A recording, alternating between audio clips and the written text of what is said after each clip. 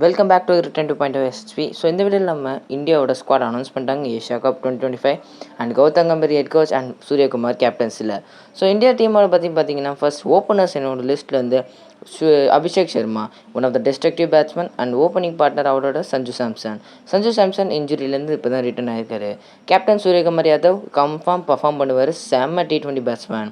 And vice கேப்டனாக Shubman Gill back to T20 form நல்லா பண்ணுவார் நம்புகிறாங்க. அண்ட் அதுக்கப்புறம் திலக் வர்மா அவரோட செம்ம பர்ஃபார்மன்ஸ் காமிச்சிருக்காரு T20யில். Next Hardik Pandya, Asia cup ஜெயிக்கணுமா இவரோட பங்கு ரொம்ப important. Axar Patel vice captain நல்லா பண்ணார், இப்போ ஜஸ்ட் ஆல்ரவுண்டர் செம்ம பண்ணுவார். வருண் சக்கரவர்த்தி ஒரு லாஸ்ட் 3 சீசனாக செம்மையாக பண்ணிட்டு இருக்காரு. ஹர்ஷ்தீப் சிங் இந்தியாவோட main left arm fast bowler, 3 fast பவுலர்ஸோட போயிருக்காங்க. ஹர்ஷித் ராணா, கம்பீர்னாலே ஹர்ஷித் ராணா கன்ஃபார்ம்.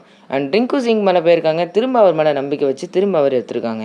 ஜிதேஷ் சர்மாவுக்கு ஒரு குட் நியூஸ், அவர் டீமுக்குள்ளே வந்திருக்காரு. RCB செம்மையாக பர்ஃபார்ம் பண்ணதால். சிவம் டுபே ஒரு வர்ஸ்ட் சீசன் IPLனாலுமே பட் அவர் டீமுக்குள்ளே வந்திருக்காரு. ஜஸ்பிரீத் பும்ரா இன்ஜுரியிலேருந்து கம்பேக் பண்ணிடுவார் ஏஷியா கப்புக்கு. அண்ட் லாஸ்ட்டாக குல்தீப் யாதவ் இருக்கார் டீம் இந்தியாவில். ஸோ ஒன்று ஸ்ட்ராங்கஸ்ட் டீமாக இருக்காங்க. ஸோ இதை பற்றின ஃபுல் வீடியோ நம்ம சேனலில் ஒரு வீடியோ வந்திருக்கு, கீழே அந்த ஆரோமா கிளிக் பண்ணி பாருங்கள். அண்ட் இந்த ஸ்குவாடை வச்சு ஒரு பிளேயிங் 11 ரெடி பண்ணி கமெண்ட் பண்ணுங்கள்.